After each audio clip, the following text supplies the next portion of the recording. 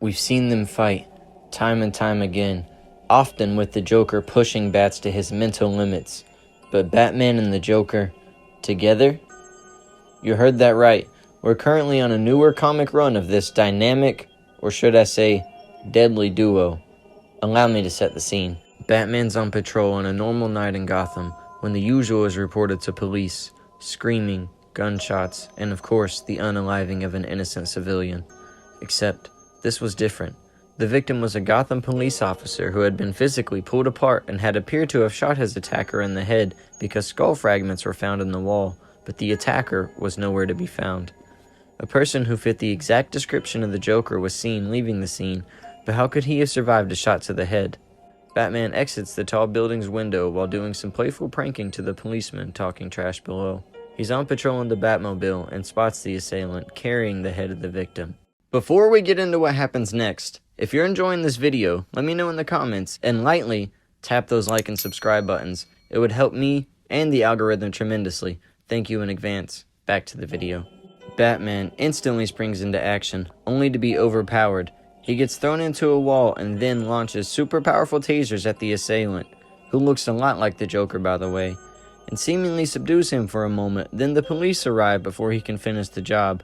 The SWAT leader, Wild Bill Bennett, interferes and sends one of his men to cuff the perp, but the strange attacker wakes up and instantly snaps the cop's neck and then runs off into a dead end.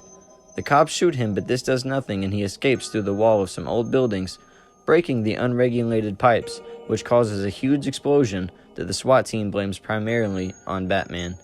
Bruce goes back to his home to have his wounds nursed by Alfred and review the piece of skull that he technically stole from the crime scene, and the DNA comes back as a deceased transient and the Joker. And just then, the bat signal is lit, but Gordon is out of town, so who could it be? Batman arrives to a present by the signal that says, "To be, from Jay." After he scans it for bombs, he has a drone open it, and it contains the appendix of Jim Gordon with a note saying who it belonged to. Then the Joker reveals himself, asking if Bats is hungry. He apparently doesn't find it funny because he instantly ties up his nemesis, and the Joker tries to escape, but to no avail. He threatens to drop Joker, but Joker calls his bluff and explains that he's here to ask for help. He explains that he's been stolen from, but it's never stated what yet, and he spits on his hand and asks Bats to spit and shake for a partnership.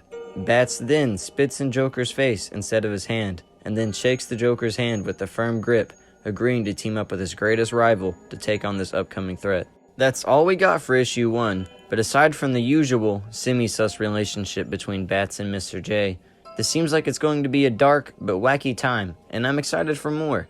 If you would like to see issue 2, let me know in the comments, and as always, like and sub for more. Until next time, I've been the Popular Introvert.